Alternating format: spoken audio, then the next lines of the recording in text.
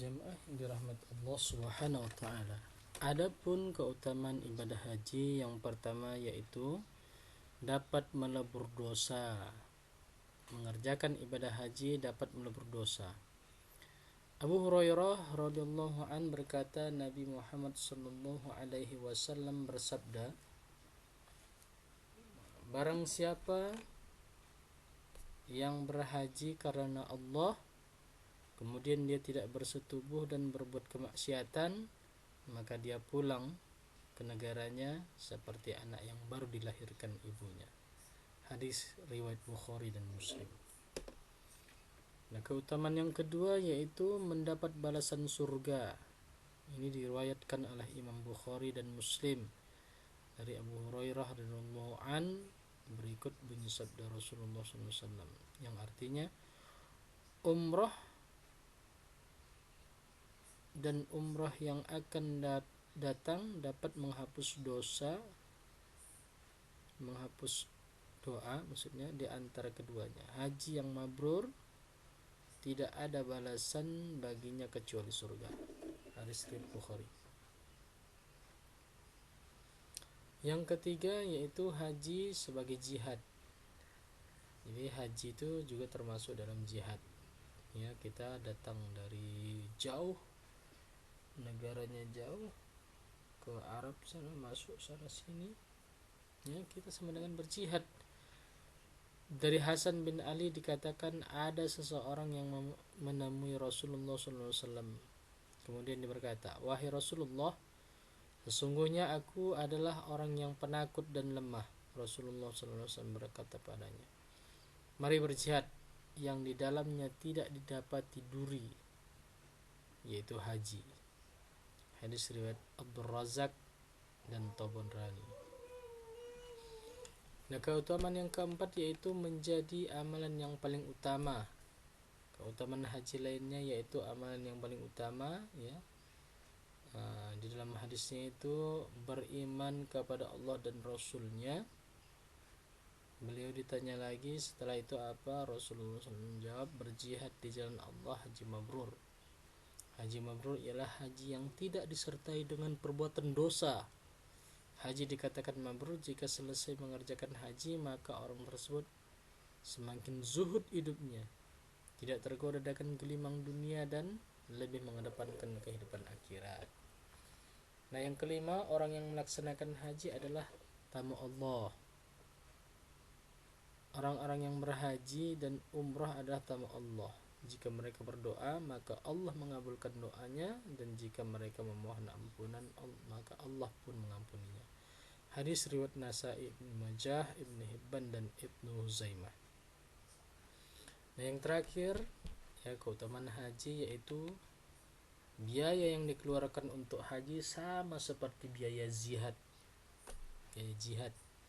Keutamaan selanjutnya dari melakukan ibadah haji itu yaitu biaya yang dikeluarkan sama dengan biaya jihad. Dalam sebuah riwayat Rasulullah SAW bersabda, nafkah saat haji sama dengan nafkah dalam peperangan, ya, di jalan Allah. Setiap ihram bernilai 700 kali lipat, ya. Hadis riwayat Abu Syaibah, Ahmad, Tabrani dan Baihaqi.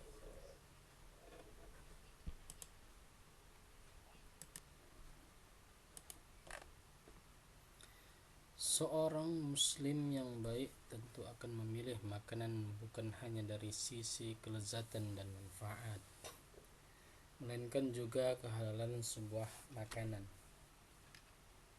Dan ini yang paling penting.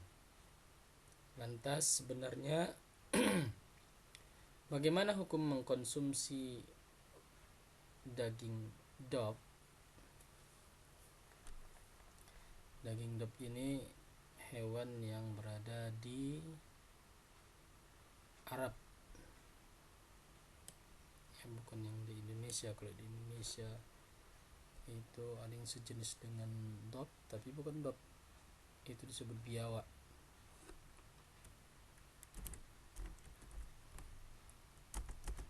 Dop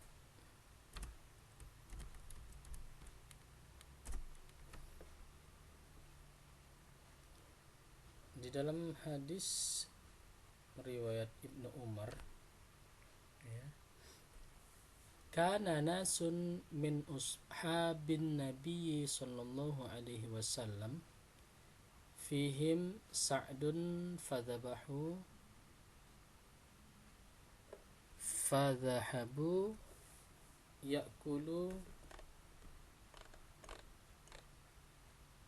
ya'kuluna min lahmin fanadathum amra'atun min ba'din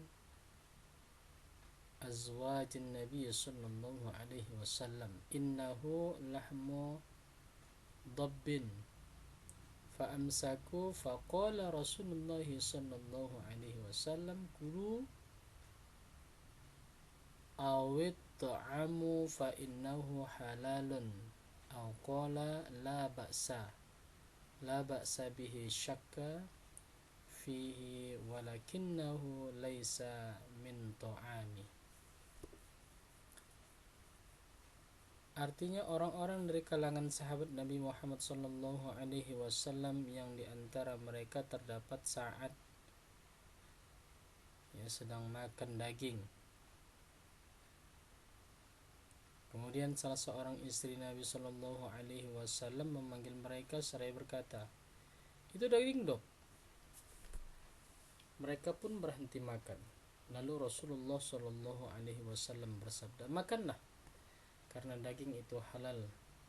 Atau beliau bersabda, "Tidak masalah daging itu dimakan, akan tetapi daging hewan itu bukanlah makananku." Hadis riwayat Al-Bukhari. Nah, disinilah pangkal masalahnya. Dalam pembelajaran kitab fikih, mungkin ada di pesantren, kata dhab seringkali diartikan biawak, sehingga tidak heran banyak kalangan yang secara mudah menghukumi halal pada biawak dengan berlandaskan dalil kehalalan hewan dhab yang dijelaskan dalam berbagai riwayat hadis serta berbagai referensi kutub at-turas. Jemaah yang dirahmati Allah, padahal yang dimaksud dengan hewan dhab sebenarnya bukanlah hewan biawak yang sering kita ketahui di permukaan sungai dan rawa-rawa. Sebab keduanya itu merupakan jenis hewan yang berbeda, meskipun secara struktur bentuk tubuh fisiknya itu hampir mirip. Jika merujuk pada Mu'jam al-Mu'asirah, kata dhab lebih tepat diterjemahkan sebagai kadal gurun, atau bahasa ilmiahnya Oromastyx. Ia masuk genus reptil dari ordo kadal, dengan ciri-ciri tubuh kasar dan tebal, memiliki ekor yang lebar seperti gerigi. Dhab berhabitat dan tumbuh banyak di daerah gurun negara-negara Arab. Ya, jadi dhab ini adalah hewan gurun. Yang di gurun itu jarang ditemukan air. Ya. Mereka makanannya itu utamanya adalah tumbuh-tumbuhan. Jadi dari tumbuh-tumbuhan itulah ada air. Serap situ dari air yang mereka minum dari tumbuh-tumbuhan. Jamaah yang dirahmati Allah, jadi hewan tadi bergantung pada tanaman sebagai makanan dan minumannya. Nah, dalam istilah Arab, hewan biawak yang diartikan dengan kata al-waral. Jadi biawak itu pun ada juga di Arab, tapi mereka menyebutkan al-waral. Ya. Kalau dalam mendeskripsikan hewan dhab, nah, Imam Al-Kulyubi menjelaskan, ya, qauluhu wadhabbun wa huwa hayawanun yushbihul warala ya'ishu nahwa 700 sanah wa man sya'anihi annahu la yashrabul ma'a wa annahu yabulu fi arba'ina yawman marratan wa annahu al-unsa minhu farjani walidh-dzakari dzakarani. Binatang dhab adalah binatang yang menyerupai biawak. Jadi dhab itu hampir serupa dengan biawak. Dan hidupnya itu sekitar 700 tahun yang lalu, dari 700 tahun yang lalu. Sebagian dari spesifikasi binatang ini adalah dia tidak minum air, dan kencingnya pun satu kali dalam 40 hari. Ya, selama 40 hari dia kencingnya cuma sekali. Mungkin sekali kencing itu satu ember. Hewan dhab yang betina mempunyai 2 alat kelamin, dan yang jantan pun mempunyai 2 alat kelamin. Ya, ini di dalam kitab Syahabuddin Al-Qulyubi, Hasyiyah Al-Qulyubi ala Al-Minhaj. Ya.